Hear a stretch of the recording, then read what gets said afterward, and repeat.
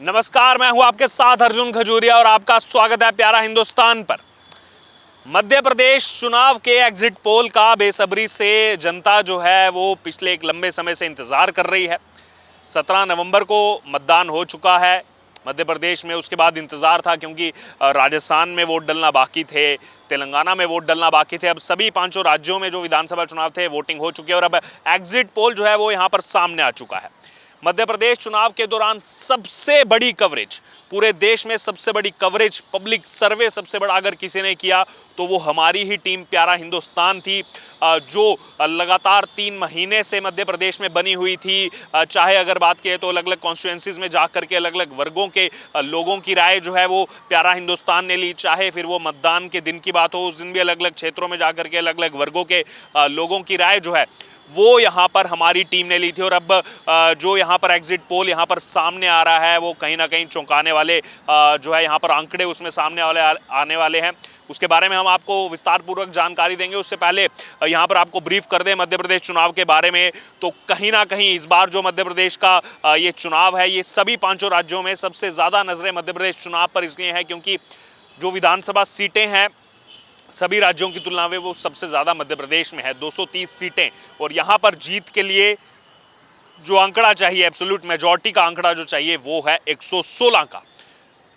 अगर बात की जाए तो पिछले एक लंबे समय से बीजेपी की वहाँ पर सरकार चल रही है। बीच में 2018 में जो नतीजे सामने आए वो एक हल्के से मार्जिन से कांग्रेस ने जो है यहाँ पर सरकार बनाई थी, जो कि 2 साल में ही गिर गई थी। और उसके बाद दोबारा से जो है बीजेपी ने सरकार बनाई। शिवराज सिंह चौहान जो है वो फिर एक बार जो है मुख्यमंत्री बने। और कहीं ना कहीं इस बार अगर चुनाव की बात की जाए तो कांग्रेस ने जो यहाँ पर जोर लगाया, लेकिन शुरू में जो जोर लगाया और उसके बाद हमने देखा चुनाव के बीच में जो लड़ाई, कुर्ता फाड़ लड़ाई जो यहाँ पर आपसी नेताओं की हुई, उसका खामियाजा इस एग्जिट पोल में जो है कांग्रेस को भुगतना पड़ेगा। जो कांग्रेस के मध्य प्रदेश के 2 सबसे बड़े नेता दिग्विजय सिंह, कमलनाथ, उनके बीच जो ये लड़ाई रही और मंचों पर मीडिया के सामने, पब्लिक के सामने जो एक दूसरे को कुर्ता फाड़ने के लिए यहाँ पर कहा, और वो बार बार जो है इनके आपसी जो तकरार है वो मध्य प्रदेश की जनता के सामने, उसका कहीं ना कहीं खामियाजा भुगतना पड़ेगा। और सबसे बड़ा खामियाजा कांग्रेस को जो भुगतना पड़ेगा वो है क्योंकि 2018 चुनाव में जो यहाँ पर जो फुल फ्लैज इलेक्शन हुआ था, जो सरकार बनाई थी उसके पीछे एक बहुत बड़ा कारण था कर्जा माफ़ी, किसानों की कर्जा माफ़ी। 2 लाख रुपए जो है कर्जा माफ़ किया जाएगा।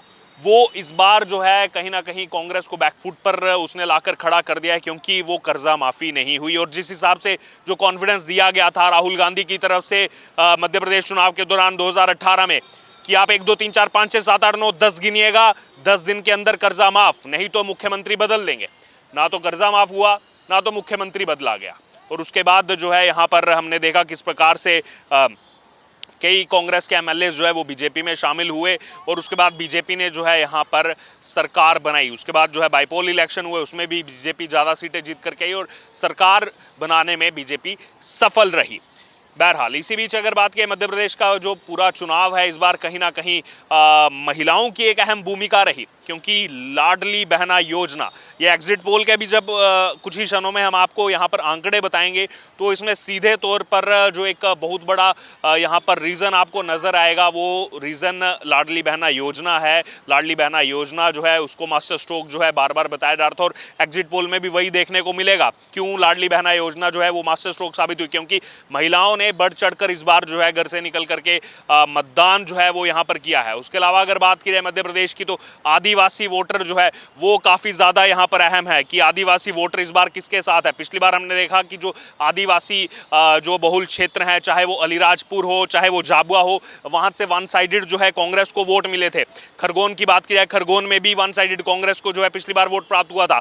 लेकिन कहीं ना कहीं शिवराज सिंह चौहान की सरकार बनी, पेसा एक्ट को जो है वो यहाँ पर लागू किया गया, पेसा एक्ट लागू किया गया। उसके अलावा बात की जाए तो जनजाति गौरव दिवस जो है वो यहाँ पर जो मनाया जा रहा है। और उसके अलावा कई सारे ऐसे कारण हैं कि अब आदिवासियों का इस बार रुझान, जो हमने आपको वहाँ से जाकर भी कवरेज दिखाई दी, चाहे झाबुआ हो चाहे अलीराजपुर हो, वहाँ से जाकर के भी हमने लोगों की राय आपके तक पहुँचाई थी कि लोग क्या कह रहे हैं, आदिवासी वोटर जो हैं वो इस बार किसके साथ हैं। क्योंकि एक मध्य प्रदेश की बात की जाए तो मध्य प्रदेश को एक गौरव हासिल है, देश में सबसे ज़्यादा आदिवासी वोटर जो है वो मध्य प्रदेश में है, तो वो वोट किसको गया वो भी इस एग्जिट पोल में जो है यहाँ पर एक बड़ा जो है बदलाव लाने वाले हैं, क्योंकि पिछली बार इन सब ने जो है कांग्रेस के पक्ष में वोट किया था। वो 2 लाख की कर्जा माफी की जो बात जो कही गई थी राहुल गांधी की तरफ से, लेकिन इस बार उस मुद्दे पर बैकफुट पर, क्योंकि इस बार भी कहा गया वो 2 लाख की कर्जा माफी का, लेकिन वो ओवरशैडो हो गया, क्योंकि पिछली बार जो है नतीजों के बाद जब कमलनाथ सरकार बनी वो 2 लाख की कर्जा माफी नहीं की गई थी। उसके अलावा अगर बात की कई सारी योजनाएं जो पहले से चली आ रही हैं बीजेपी सरकार की, उसको बंद किया था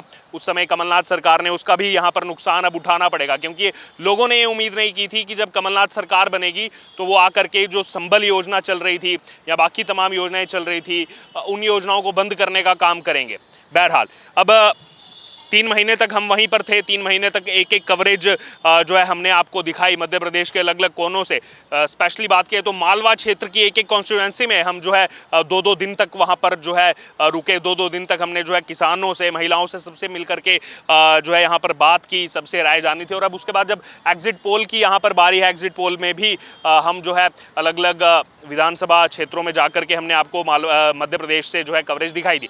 अब उसमें जो यहाँ पर आंकड़े सामने आ रहे हैं, सीधे तौर पर जो बार बार कहा जाता है कि जो भी पार्टी मालवा क्षेत्र को लीड कर जाती है कहीं ना कहीं वो यहाँ पर सरकार बनाती है। मालवा निमाड़ क्षेत्र की अगर बात की तो बार बार जो है इसका जिक्र होता है, मालवा निमाड़ क्षेत्र को जो जीत जाता है वो सरकार बनाता है।